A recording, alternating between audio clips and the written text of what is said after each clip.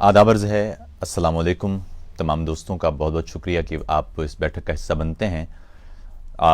अब यहाँ पर जर्मनी में एक तवील मौसम गर्मा के बाद धीरे धीरे खुनकी पैदा होती जा रही है और लगता यूँ है कि आइंदा कुछ दिन में यहाँ जो एक रिवायती मौसम सरमा होता है या उससे पहले मौसम ख़ज़ां होता है वो अब दिखाई देने लगेगा। आज ये मैंने मौज़ूआत तो लिख दिए हैं यहाँ जिन पर आज गुफ्तगू होना है, और दीगर अहबाब जैसे ही आन बैठते हैं तो उस पर तफसील से बात करते हैं। ये संजीदा मौजू है, लेकिन मैं सिर्फ ये चाहूँगा कि इस मौजू पर भारत में भी और पाकिस्तान में भी अपने अपने रिवायती रंग से तो बात हो रही होगी, मगर उन रिवायती बयानियों से बाहर निकल के बतौर इंसान हमें देखने की ज़रूरत है कि हम किस तरफ जा रहे हैं। और ये आज मैं इस मौजू पर थोड़ी सी मैं तफसील से बात करना चाहूँगा। दीगर अहबाब भी आ रहे हैं और वो आके बैठें और दीगर अहबाब तक आप ये बैठक भी पहुँचा दें, शेयर कर दें, ताकि हमारा जो पैगाम है वो हर जगह तक पहुँचे। मेरी ख्वाहिश यही होती है कि इस बैठक में मौजूद तमाम अफराद अपने अपने ग्रुप्स में या पेजेस में या अपने अपने प्रोफाइल में वो जब ये शेयर कर देते हैं तो दीगर अहबाब हमारे साथ आन बैठते हैं और फिर हम एक भरपूर नशिस्त कर पाते हैं। पिछले कुछ दिनों तक से मैं मसरूफ़ था, इस वजह से मुलाकात हो नहीं पा रही थी आपसे ठीक तरह से, लेकिन अब कुछ फरागत मिली है तो आपसे मुलाकात हो रही है। इस बीच में बड़े अजीब व गरीब किस्म के वाक़यात हमारे सामने आते रहे और मेरी ख्वाहिश थी कि मुलाकात हो, लेकिन माजरत चाहता हूँ कि वक्त दस्तयाब नहीं था। मेरे ख़्याल में अहबाब आ चुके हैं। गुफ्तगू आज के हमारा मौजू ये है कि इस वक्त पाक भारत ताल्लुकात के हवाले से जो ताज़ा तरीन हालात हैं और उस पर फिर अभी आज भारतीय फ़ौज के सरबराह ने एक धमकी आमेज़ पैगाम उन्होंने दिया। इससे पहले इमरान खान साहब की जानिब से भारत के साथ मुज़ाकरात के आगाज़ के हवाले से जो इनिशिएटिव लिया गया था उसका रद्द अमल भी हमने देखा। भारत की जानिब से कहा गया कि न्यूयॉर्क में अक़वाम मुत्तहिदा की जनरल असम्बली के इजलास के मौके पर हाशिए पे भारतीय वज़ीर ख़ारजा सुषमा स्वराज और पाकिस्तानी वज़ीर ख़ारजा शाह महमूद कुरैशी उनकी मुलाकात होगी। लेकिन अहम बात यह है कि उससे एक ही दिन बाद भारतीय वज़ारत ख़ारजा ने वो मुलाकात मनसूख करने का ऐलान कर दिया और जो इस मनसूखी की वजह थी वो करीब वही थी जो इससे कबल भी आती रही है। और आज ये गुज़िश्ता दिन की बात है और आज भारतीय फ़ौज के सरबराह ने पाकिस्तान को एक तरह से जंग की धमकी भी दे दी। ये सूरत हाल है इस वक्त। इस मौजू पर भारत में और पाकिस्तान में अपने अपने तौर पर तज्ज़िये हो रहे होंगे, लेकिन ज़्यादा अहम यह है कि हम ज़रा एक मुतबादिल निगाह से इस मौजू को देखें कि असल में मामला है क्या। पहली बात तो यह है कि आइंस्टाइन से एक दफ़ा किसी शख्स ने पूछा था कि हमने पहली आलमी जंग में तबाही देख ली, दूसरी आलमी जंग में हमने हयातियाती हथियार देख लिए, अब कीमियाई हथियारों का इस्तेमाल देख लिया, एटम बम भी चल गए, ये तीसरी आलमी जंग किससे होगी? तीसरी आलमी जंग किस चीज़ से लड़ी जाएगी? दूसरी आलमी जंग में तो हमने एटम बम तक चलते हुए देख लिए, कीमियाई हथियार और हयातियाती हथियार तक इस्तेमाल देख लिए। तो आइंस्टाइन ने इसके जवाब में कहा था कि मुझे ये तो नहीं मालूम कि तीसरी आलमी जंग किससे होगी, मगर चौथी आलमी जंग पत्थरों से होगी। यानी तीसरी आलमी जंग के बाद इस दुनिया में बचेगा कुछ नहीं, उसके बाद हम दोबारा से पत्थर के दौर में पहुंच जाएंगे। एक बात याद रखिए, वो ये कि वो कौमें जिन्होंने वाकई जंग लड़ी हो उन्हें जंग की तबाहकारियों का इल्म होता है। इसे खुशकिस्मती कहिए या बदकिस्मती कहिए, हमारे खित्ते ने कभी बाकायदा जंग कोई देखी ही नहीं है। हमारे यहाँ जो जंगें हुई हैं वो 10-15 दिन की जंगें हैं। उसमें नस्लें तबाह नहीं हुई, उसमें शहर के शहर मिटे नहीं, उसमें इंसानों का कत्लेआम हुआ नहीं, उसमें कीमियाई हथियार चले नहीं, हयातियाती हथियारों का इस्तेमाल नहीं हुआ, एटम बम उस वक्त हमारे पास थे नहीं। तो हालत ये है कि हमारे यहाँ दोनों तरफ एक ख़ास तबका है जो ज़ोरदार तरीके से जंग के नारे लगा रहा होता है। इन अफराद को बिठा के उन ममालिक की तहजीब पढ़ाने की ज़रूरत है जिन ममालिक ने जंगें लड़ी हैं। ये जिस मुल्क में मैं इस वक्त बैठा हूँ, जर्मनी, यहाँ दूसरी आलमी जंग के बाद कई शहर थे जिनमें इक्का दुक्का इमारतें थीं। ये शहर बॉन, इसमें भी अगर आप जाएं, बल्कि जर्मनी के किसी भी इलाके में जाएं, तो आपको वहाँ पुरानी इमारतें नज़र नहीं आती। बहुत कम ऐसी इमारतें हैं जो पुरानी इमारतें हैं। तमाम की तमाम इमारतें ज़मीन बोस हो गई थीं। कई ऐसे शहर थे जहाँ कारपेट बॉम्बिंग की गई थी। लाखों अफराद या तो नाज़ी फ़ौज में शामिल होकर दीगर इलाकों में मारे गए थे, या इस मुल्क के अंदर ही बमबारी जो इत्तेहादी फोर्सेस या रेड आर्मी की जानिब से की गई थी उसका निशाना बन गए थे। यहाँ दूसरी आलमी जंग जब ख़त्म हुई थी तो मर्दों की तादाद कम थी। इससे अंदाज़ा लगा लीजिए कि कितनी तबाही हुई थी। उसी तरह जंग के आखिरी दिनों में आदमियों की तादाद में इस हद तक कमी हो गई थी कि बच्चों को जंग पर भेजा गया था, महाज पर भेजा गया था। यहाँ छोटे छोटे लड़के, उन्हें पकड़ पकड़ कर नाज़ी फ़ौज वो अब भर्ती करके और जंग में, बल्कि मौत के मुंह में उसे धकेल रही थी, क्योंकि आदमी यहाँ ख़त्म हो गए थे। इस मुल्क की तमाम तर कैपेसिटी इस्तेमाल हो गई थी, यानी इंजीनियरिंग की तमाम तर सनत, उसका एक मुद्दा था कि उसने अस्करी चीज़ें बनानी हैं। जहाज़ रानी की सन्नत का एक ही वो था कि उसने बहरी जहाज़ जंगी मकासद के लिए तैयार करने हैं। तमाम की तमाम इंडस्ट्री, ऑटो इंडस्ट्री, तैयारा साज इंडस्ट्री, हर इंडस्ट्री का सिर्फ एक काम था कि वो फ़ौजी ज़रूरियात, क्योंकि जंग बहुत बड़े पैमाने पर थी, उसकी ज़रूरियात को पूरा करने की कोशिश करे, और मुल्क के तमाम तर वसाइल उस पर लगा दिए गए थे। और ये जंग 1939 से लेके 1945 तक, यानी 6 साल तक चली थी। और हालत ये थी कि जब वो जंग ख़त्म हुई थी तो जर्मनी में कई इलाकों में ख़वातीन कहते हैं कि अपने दरवाज़ों के बाहर ये लिख कर रखा करती थी कि कोई आदमी यहाँ रात गुजार सकता है। यानी इतने लोग मारे गए थे। एक नई सुबह से पहले जो भयानक रात इस मुल्क ने गुजारी थी, उसका नतीजा ये है कि इस मुल्क में अगर आप जंग का नाम भी लें तो लोग शायद कांपना शुरू हो जाएं। इस मुल्क की हालत ये है कि इतनी बड़ी दुनिया की 5वीं 6ठी सबसे बड़ी मईशत होने के बावजूद इसकी फ़ौज निहायत कलील सी है। ना एटम बम बनाने की इसे ज़रूरत महसूस हुई कभी, ना जदीद तरीन हथियार, जो जदीद तरीन हथियार जर्मनी खुद बेचता है वो शायद जर्मन फ़ौज के पास भी ना हो। उसी तरह अगर सेंट्रीफ्यूजेस वो जर्मनी बनाता है जिनसे एटम बम बनता है, लेकिन जर्मनी के पास खुद एटम बम नहीं है। जर्मनी में कई ऐसे प्लांट हैं जहाँ पर एटमी बिजली बनती है, लेकिन इन्हें जौहरी हथियार बनाने का ख्याल नहीं आता। अगर ये जौहरी हथियार बनाना चाहें तो उन्हें कितनी देर लगेगी। साइंसदान भी इनके अपने हैं, सेंट्रीफ्यूजेस भी इनके अपने हैं, इंडस्ट्री भी इनकी अपनी है, तवानाई की इनके पास कोई कमी नहीं है, टेक्नोलॉजी की इनके पास भी कमी नहीं है, लेकिन एटम बम बनाने का सोचते भी नहीं। सोचने से भी इनको शायद खौफ आ जाए। मज़े की बात देखिए कि सन 2022 में इस मुल्क में तमाम एटमी बिजली घर भी ख़त्म कर दिए जाएंगे, इसलिए कि शायद वो जो फुकुशिमा में ये वाक़या पेश आया तो इन्हें लगा कि शायद ऐसा कोई वाक़या यहाँ ना हो जाए, इसलिए वो एटमी बिजली भी नहीं बनानी उससे। तो इससे अंदाज़ा लगा लीजिए कि जो कौमें जंग लड़ती हैं, वाकई में जंग लड़ती हैं, जहाँ नस्लें तबाह होती हैं, जहाँ शहर मलिया मेट होते हैं, उन मुल्कों को जंग का पता होता है। हमारी बदकिस्मती कह लीजिए या खुशकिस्मती कह लीजिए कि हमें मालूम ही नहीं है जंग कहते किसे हैं। मेरे वालिद ने 1948 की जंग लड़ी, 1965 की जंग लड़ी और 1971 की जंग लड़ी। वो 71 की जंग में जंगी कैदी बन गए थे और 2 बरस तक करीब लगभग उनका हमारे ख़ानदान से, मेरी वालदा से कोई राबिता नहीं हो पाया था। और मेरी वालदा बल्कि तमाम लोग ये समझते थे कि शायद वो इस जंग में अपनी जान दे चुके हैं। ना वो हमारी वालदा मुख्तलिफ बैरकों में जाया करती थीं पूछने के लिए कि क्या उनका कोई पता चला, और किसी को कुछ पता नहीं था। इससे अंदाज़ा लगा लीजिए कि जो लोग जंग से गुजरे हैं वो जंग की हकीकत से वाकिफ़ हैं।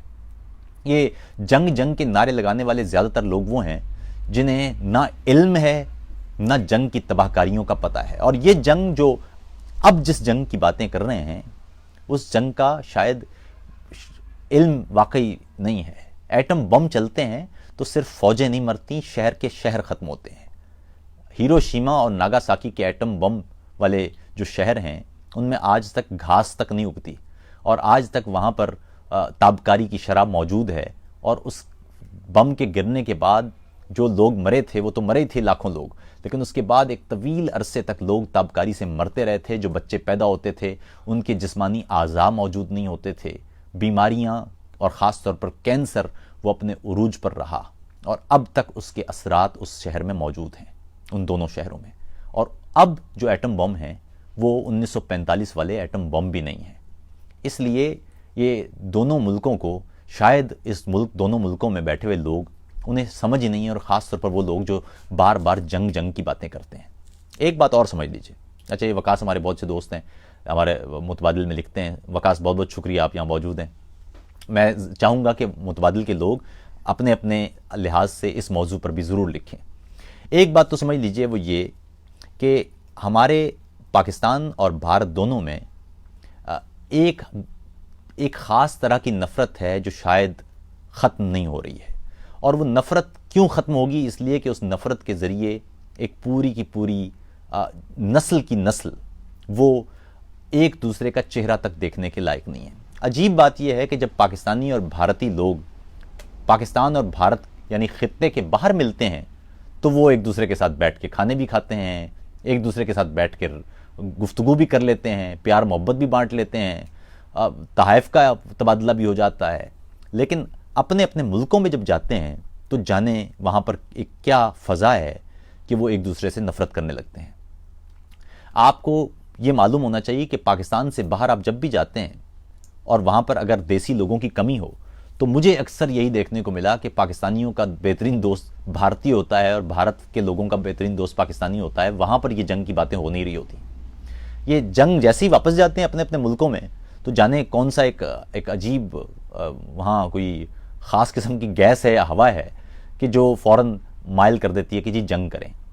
اور بدقسمتی سے یہ جو لوگ کہہ رہے ہوتے ہیں جنگ کریں، انہیں پتہ نہیں ہے کہ جنگ ہوتی کیا ہے، اور یا اب اگر جنگ ہوئی تو وہ ہوگی کیا. وہ پھر محدود جنگ نہیں ہوگی، ایک بلٹ چلنے کے بعد پھر معاملہ آپ کے ہاتھ میں رہے گا نہیں. تو ایک چیز یہ سمجھ لیجئے. دوسری بات یہ ہے کہ دونوں ملکوں میں ایک اور بدقسمتی ہے، اور وہ یہ کہ دونوں ملکوں میں سیاستدان تو موجود ہیں، رہنما موجود نہیں ہے.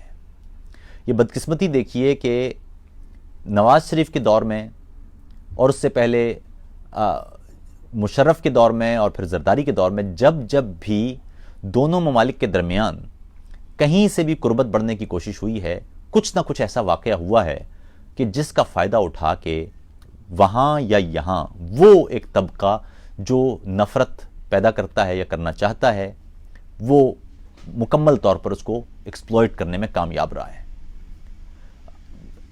بھارت کی پارلیمان پر حملہ ہو، ممبئی حملے ہوں، لائن آف کنٹرول پر کشیدگی ہو، یا اس طرف بے شمار معاملات، ہر طریقے سے ایک خاص طبقہ دونوں ممالک کے درمیان ایک خاص قسم کی کشیدگی وہ اس کا فائدہ اٹھاتا ہے اور نفرت کے بھرپور جملے استعمال کرتا ہے.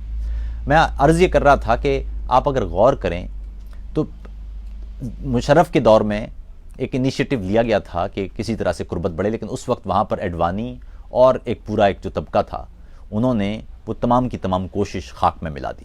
اسی طرح آپ اگر غور کریں تو جب آگرہ یاترا ہوئی تھی اس سے پہلے نواز شریف کے پرانے دور میں 1999 میں جب فوجی بغاوت کے تحت ان کا اقتدار ختم ہوا، اس سے پہلے والے دور میں واجپئی صاحب جب پاکستان آئے تھے تو یہاں پاکستان میں مجھے یاد ہے کہ ان کے مینار پاکستان کے دورے کے بعد ہم نے یہ خبریں بھی پڑھی تھی کہ مینار پاکستان کو دوبارہ سے دھویا جائے گا کیونکہ وہاں واجپئی صاحب آئے ہیں. اسی طرح اس کے بعد بھی جب بھی دونوں ممالک کے رہنما یہاں سے وہاں گئے ہیں یا وہاں سے یہاں آئے ہیں، ذاتی نوعیت کے جملے ہم نے سنے ہیں. آج نواز شریف صاحب کے دور میں عمران خان صاحب خود اپنی تقاریر میں بہت شدید الفاظ استعمال کرتے رہے، اور اب مزے کی بات ہے مجھے جو وہ خط جو عمران خان صاحب نے مودی کو لکھا اور مودی کی جانب سے مودی کے دفتر سے وہ جانے کیسے آپ یہ بھی سوچ سکتے ہیں وہ میڈیا کو لیک ہوا اور میڈیا پر وہ آیا، اور اس میں جو زبان استعمال کی گئی کاش کہ وہ زبان آج سے 4 سال پہلے جب یہ تعلقات کوشش کر رہے تھے بہتر کرنے کی نواز شریف صاحب اس وقت استعمال کی ہوتی تو شاید حالات یہاں تک نہیں پہنچتے. لیکن مصیبت یہ ہے کہ دونوں ممالک میں لوگ یا رہنما وہ نفرت انگیز جملوں کا استعمال انتخابات جیتنے کے لیے کرتے ہیں. یاد رکھیے محبت آسانی سے بکتی نہیں، نفرت بہت آسانی سے بک جاتی ہے. نفرت ایک ایسا جذبہ ہے جس کو آپ بہت آسانی سے لوگوں تک پہنچا سکتے ہیں اور ان کو جذباتی طور پر مفلوج کر سکتے ہیں. اس کی مثال یہ ہے کہ جب مودی نواز شریف سے ملاقات کے لیے آئے تھے رائے ونڈ، تو موقع تھا نا کہ پاکستان کی طرف سے تمام سیاسی رہنما اس کو ایک پہلا سٹیپ بناتے اور اس موضوع پر کہ جو پاکستان کے فائدے کا ہے اس پر سب جمع ہوتے. لیکن اس وقت حالت یہ نہیں تھی. اس وقت ہم نے مودی کا یار ہے غدار ہے یہ نعرے بھی سنے اور ذاتی نوعیت کی باتیں بھی سنی. گو کہ مودی کا وہ دورہ ذاتی نوعیت کا تھا، لیکن عموماً سفارتی طور پر یہ ایک پیغام ہوتا ہے، ایک سگنل ہوتا ہے کہ دوسری پارٹی وہ کسی نہ کسی حد تک اعتماد سازی کے لیے تیار ہے، اب ہم آگے بڑھ سکتے ہیں. لیکن اس ملاقات کے بعد، اس دورے کے بعد، جب پاکستانی میڈیا اور خاص طور پر عمران خان صاحب اور دیگر پارٹیاں، جماعت اسلامی اور دیگر، ان کی جانب سے جس انداز کا ریئیکشن آیا تھا، اس کا نتیجہ آپ جانتے ہیں کہ خود نواز شریف اور ان کی پوری جماعت کو ڈیفینسو ہونا پڑ گیا تھا. اسی طرح اب جو خط لکھا اس میں، اچھا ایک اور بات بھی سمجھ لیجئے کہ بھارت کا موقف کیا رہا ہے. بھارت کا موقف یہ ہے کہ پاکستان کا موقف یہ ہے کہ کسی بھی اور معاملے پر بات ہوگی لیکن کشمیر کا معاملہ اس پر ضرور بات ہونا چاہیے. بھارت کا موقف یہ ہے کہ کشمیر یا دیگر معاملات پر بات نہیں ہوگی فی الحال، پہلے آپ دہشت گردی کا معاملہ حل کیجئے. بھارت کا الزام یہ ہے کہ بھارت میں ہونے والی دہشت گردی میں پاکستان سے تعلق رکھنے والی یا پاکستانی سرزمین سے تعلق رکھنے والی تنظیمیں ملوث ہیں. یہ دونوں ممالک کے الگ الگ موقف ہیں. معاملہ یہ ہے کہ اب تک نواز شریف صاحب کے دور میں پاکستان نے ایک سٹریٹ لائن رکھی کہ دہشت گردی یا کسی بھی اور موضوع پر بات بعد میں ہوگی. سب سے پہلے آپ یہ طے کریں کہ ہم تمام موضوعات پر بات کریں گے، تمام موضوعات میں کشمیر کا موضوع شامل ہوگا. اب جو خط لکھا گیا اس میں خصوصی طور پر ایک لائن الگ سے دکھائی دے رہی تھی اور وہ یہ تھی کہ ہم دہشت گردی کے موضوع پر بات کرنے کو تیار ہیں. یہ اس حد تک، اور نیچے کل تک جو آپ گالیاں دے رہے تھے مودی اور دہشت گردی میں، پاکستان میں ہونے والی دہشت گردی میں بھارت ملوث ہے یا مودی ملوث ہے، مزے کی بات یہ ہے کہ اس خط میں انہیں جس انداز سے مخاطب کیا گیا تھا کہ ہز ایکسلنسی اور جو سفارتی زبان ہوتی ہے، وہ سفارتی زبان بطور ریاست اگر ہم پہلے اپنے رکھتے اور اپنے وقار کے ساتھ بات کرتے تو شاید ہمارے لیے آسانی ہوتی. ادھر دوسری طرف یہ سمجھ لیجئے کہ جو معاملہ ہمارا نفرت کا انتخابات جیتنے کے لیے ہماری طرف تھا انتخابات سے قبل، وہ معاملہ اب وہاں پر ہے. یعنی آپ سمجھ لیجئے کہ اگلے سال مئی میں بھارت میں انتخابات ہونے ہیں اور بی جے پی کی اسٹریٹجی آپ جانتے ہیں. بی جے پی نے جس انداز سے پچھلے کچھ عرصے میں پاکستان کے خلاف سخت الزامات اور بیانات، مسلمانوں کے خلاف سخت بیانات اور الزامات، ان کے گائے کے موضوع پر قتل یا ہندو لڑکیوں کے ساتھ شادی کے معاملے پر جس انداز کی کاروائیاں رہی ہیں آر ایس ایس اور دیگر کی، اس کا نتیجہ آپ جانتے ہیں کہ نفرت میں بہت اضافہ ہوا ہے اور وہاں جو ہندو قوم پرستی ہے اس میں بھی اضافہ ہوا ہے. اس موقع پر اگر وہ مودی بات چیت کی طرف بڑھتے ہیں تو وہ تمام بیانیاں جو پچھلے کئی سالوں سے مودی نے رکھا ہے ہر چینل پر پاکستان کو تنہا کرنے کا، وہ بیانیاں بھارت کے ہاتھ سے جاتا رہے گا.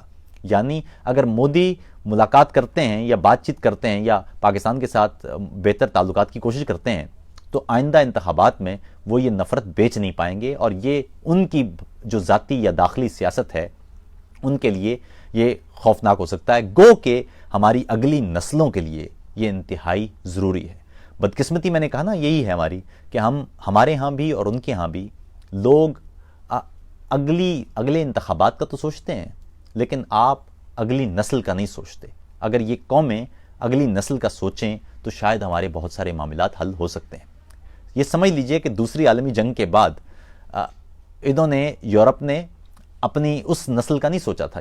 جنگ کے بعد کتنی نفرت ہوگی جرمنوں کے خلاف، فرانسیسیوں کی اور برطانوی شہریوں کی یا ڈچ شہریوں کی یا ڈچ حکومتوں کی کتنی نفرت ہوگی، جن کے شہر اجاڑے، جن کے لوگ مارے، ذبح کیے، کیمیائی ہتھیار استعمال کیے، بھاری اسلحہ استعمال کیا، توپیں اور گولوں سے آگے بڑھ کے جو شدید نوعیت کے ہتھیار تھے، کیمیائی ہتھیار، وہ بھی استعمال کیے.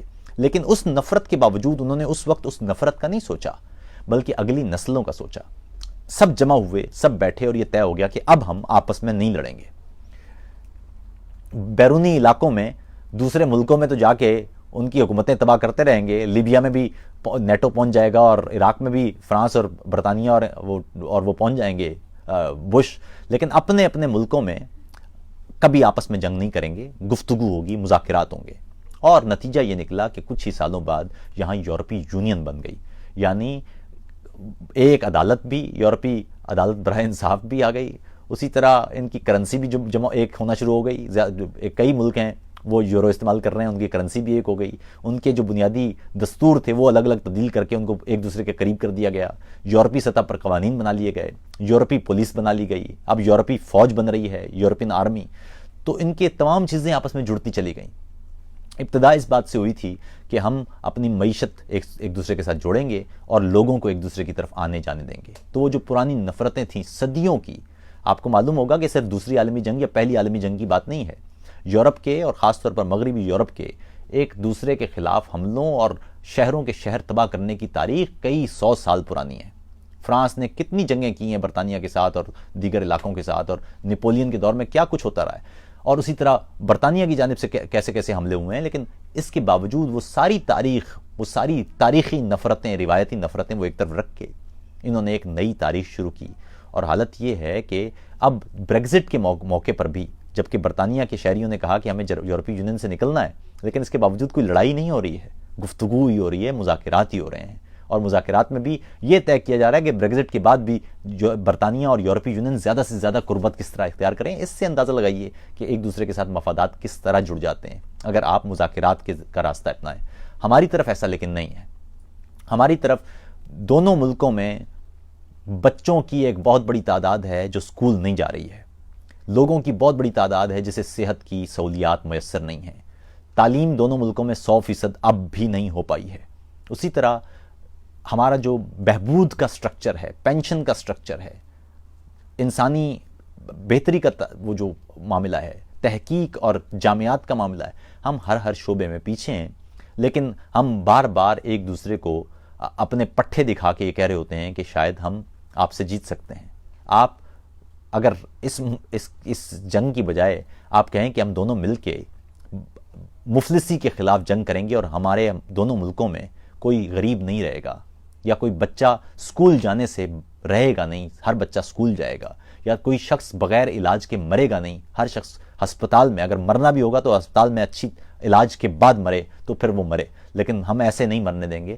یہ مقابلے نہیں کرتے، ان پہ مقابلے نہیں ہو رہے. دونوں میزائل کس کا زیادہ دور تک جائے گا اس پر بات ہوگی، کس کے ایٹم بم میں زیادہ طاقت آ گئی ہے یہ بات ہوگی، کس کی فوج کون سے نمبر پر ہے دنیا میں یہ بات ہوگی.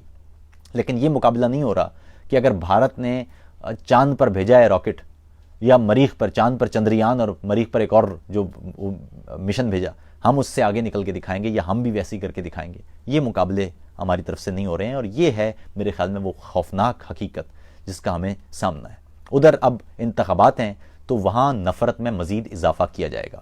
مئی میں مودی چاہتے ہیں کہ وہ دوسری مدت کے لیے دوبارہ وزیر اعظم منتخب ہو جائیں، اور نفرت کا ہتھیار وہ بے انتہا خوبصورتی سے بک جاتا ہے. تو اس لیے مجھے ذاتی طور پر نہیں لگتا کہ دونوں ملکوں کے درمیان فی الحال کوئی دوستانہ تعلق تو خیر دور کی بات ہے، دوستی تو خیر دور کی بات ہے، کوئی قریبی تعلق بھی پیدا ہو سکتا ہے، مذاکرات کا بھی. اگر یہ مذاکرات شروع بھی ہوئے تو مجھے میری ذاتی رائے میں یہ بھارت کی طرف سے مذاکرات پر ہاں بھی وہ شاید اگلے مئی کے بعد ہوگی جب وہ انتخابات جیت جائیں گے، کیونکہ ان سیاستدانوں کا تعلق انتخابات جیتنے سے ہوتا ہے، اگلی نسلوں کے معاملے سے نہیں ہوتا.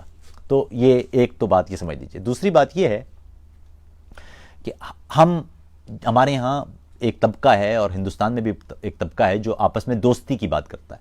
ان کو یہ سمجھ نہیں ہے کہ دوستی اس طرح نہیں ہوتی ہے، آپ کے نعروں سے دوستی نہیں ہوتی. دوستی کا ایک پورا پروسیجر ہوتا ہے. آپ کسی شخص سے جس سے آپ نے کل تک دشمنی کی ہو، جس کے ہاتھوں پر آپ کا اور آپ کے ہاتھوں پر اس کا خون ہو، اس سے اگلے دن مل کے بیٹھ کے بات کرتے ہوئے دوستی نہیں ہو جاتی. دوستی کے لیے ایک پورا طریقہ ہے. دوستی میں سب سے زیادہ اہم بات ہوتی ہے اعتماد اور اعتبار. لیکن وہ اعتماد اور اعتبار فوراً نہیں پیدا ہو جاتا، اس کا ایک پروسیجر ہوتا ہے. تو جو پاکستان اور بھارت کی دوستی کے نعرے لگا رہے ہیں یہ غیر حقیقی نعرے ہیں. دونوں ملکوں کے درمیان فی الحال دوستی نہیں ہو سکتی.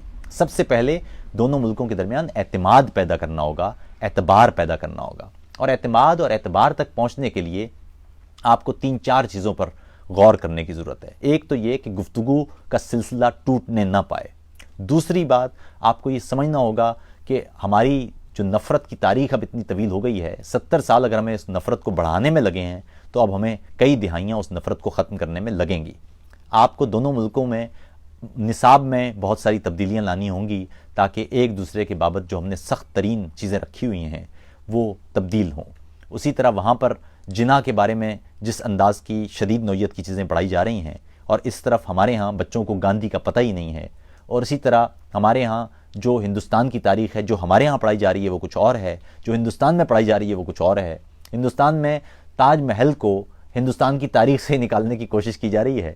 تو یہ معاملات بتا رہے ہیں کہ فی الحال دونوں ملکوں کے درمیان دوستی کا کوئی سلسلہ بن نہیں سکتا۔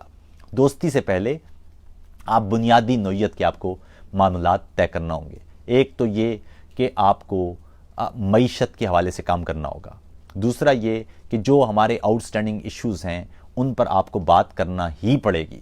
آپ کو کئی معاملات پر بہت سخت فیصلے کرنا پڑیں گے۔ کشمیر کا جیسے معاملہ ہے، آپ کو یہ معاملہ دونوں ملکوں کے اندر شدت پسندی کا بھی باعث بن رہا ہے۔ آپ دہشت گردی کو بھی ایڈریس اسی وقت کر سکتے ہیں جب آپ دہشت گردی کی روٹ کازز کی طرف جائیں۔ دونوں ملکوں کے درمیان نفرت کی بنیادی وجہ کیا ہے؟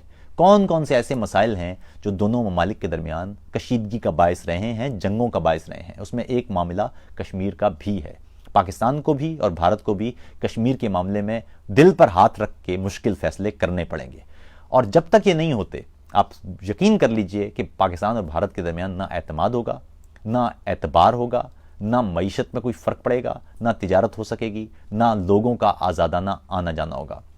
ایک اور چیز جو بہت ضروری ہے وہ کرنے کی، وہ یہ کہ پیپل ٹو پیپل کانٹیکٹ اس میں اضافہ کرنا پڑے گا۔ خاص طور پر جو ثقافت کے لوگ ہیں، جو شاعر ہیں، جو ادیب ہیں، جو دانشور ہیں، وہ ایک ملک سے دوسرے ملک میں جائیں اور وہاں مختلف میڈیا پر بیٹھ کے وہ بات کریں اور اپنا نقطہ نگاہ پیش کریں، اور ان کو بتایا جائے کہ اب نفرت انگیزی نہ پھیلائیں، اب ہمیں اگر مل کے کام کرنا ہے، اس خطے کو آگے لے کے جانا ہے تو یہ کریں۔ لیکن سچی بات یہ ہے کہ دونوں ملکوں میں فی الحال ہم وہ راستہ نہیں ہے، یا اس راستے کی طرف نہیں جا رہے ہیں، ہم بند گلی کی طرف جا رہے ہیں۔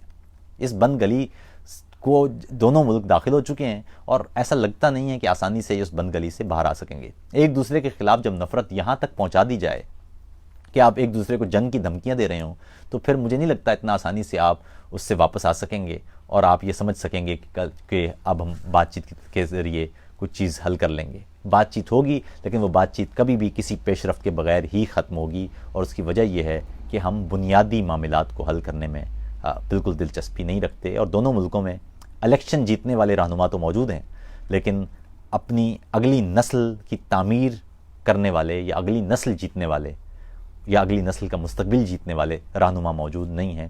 یہ ایک بات آپ کو یاد رکھنا چاہیے کہ ملکوں کے درمیان یا قوموں کے درمیان وہ ایسی کوئی رشتہ داری نہیں ہوتی ہے، مفادات کا جوڑنا ہوتا ہے۔ جب تک دو ملکوں کے درمیان یا دو ریاستوں کے درمیان مفادات نہیں جڑتے ہیں، اس وقت تک کوئی دوستی یا کوئی بھی معاملہ وہ آگے بڑھ نہیں سکتا۔ تو اس لیے آپ کو سمجھ میں آنا چاہیے کہ یہ جو نفرت انگیزی کے جملے یا جذباتی جملے وہ آپ استعمال کرتے ہیں انتخابات جیتنے کے لیے، وہی جملے پھر آپ کے سامنے آ جاتے ہیں۔